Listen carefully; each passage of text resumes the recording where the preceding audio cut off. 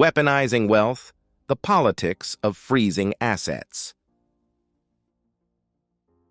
In today's interconnected global economy, money doesn't just move markets, it shapes geopolitics.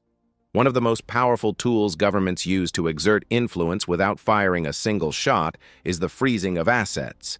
It includes preventing billionaires from having access to their luxury yachts to cutting off an entire nation from its overseas bank balance. Frozen assets have become a central feature of modern international relations. But what does it really mean to freeze assets?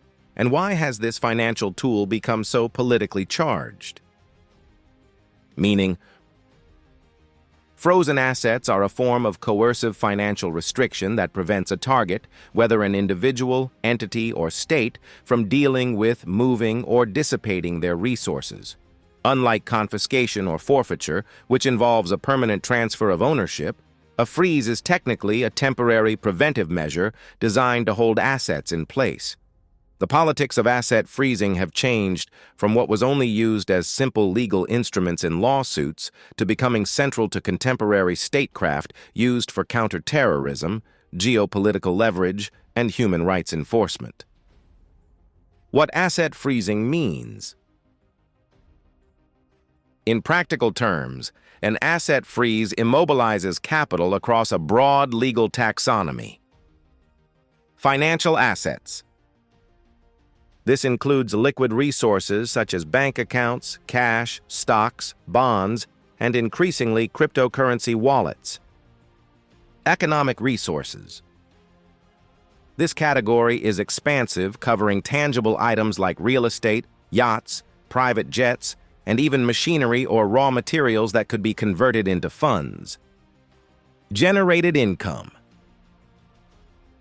Any benefits accruing from a frozen asset, such as interest, dividends, or rental income, are also subject to the freeze. The 50% rule. Under major regimes like the U.S. Office of Foreign Assets Control, OFAC, if a sanctioned person owns 50% or more of a business, that company's assets are also frozen, even if the company itself is not listed. In practice, asset freezing involves extensive dependence on the international financial system, especially the cross-border banking network and regulatory mechanisms. This means that countries with more influence over global finance, for instance, those with currencies widely used in international transactions, for example, the U.S., European Union, EU states, have more power to enforce such measures. Politics behind the practice of freezing assets. The decision to freeze assets is often driven by strategic motivations that go beyond mere financial punishment. At its core lies a form of coercive diplomacy aimed at reshaping a target's cost-benefit calculus. The 1979 freeze of roughly $12 billion in Iranian assets, for instance, was intended to force a solution during the hostage crisis. Decades later, a similar logic informed the freezing of Afghan central bank reserves after the Taliban's return to power in 2021. At the same time, frozen assets can serve as long-term leverage in disputes that stretch beyond immediate crises. The ongoing debate over the approximately $300 billion in immobilized Russian central bank assets illustrates this dynamic, as policymakers weigh the potential use of these assets to fund Ukraine's reconstruction. In such cases, this creates a long road to reparations, where assets are kept on ice until a negotiated settlement is reached.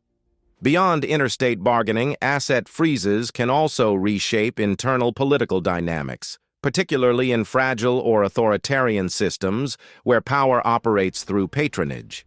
By restricting access to financial resources, such measures disrupt elites' ability to maintain loyalty networks or finance coercive structures, thereby subtly altering the balance of power within the state. Equally important is the signaling function.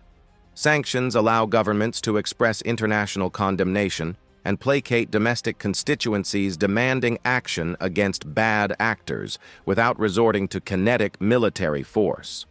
For example, Iran has faced decades of asset freezes tied to its nuclear program and geopolitical tensions. These measures have significantly impacted its economy, limiting access to foreign currency and international trade. Criticism. For all their prominence in contemporary international economics, these practices have not escaped serious criticism, particularly regarding the political logic behind asset freezes. First, there is the question of power asymmetry. States that control major financial centers or issue dominant reserve currencies can project their domestic policies far beyond their borders, often at the expense of the sovereignty of smaller or developing nations.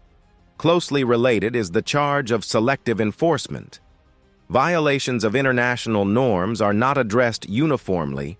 Rather, geopolitical alignments frequently determine who is sanctioned and who is not.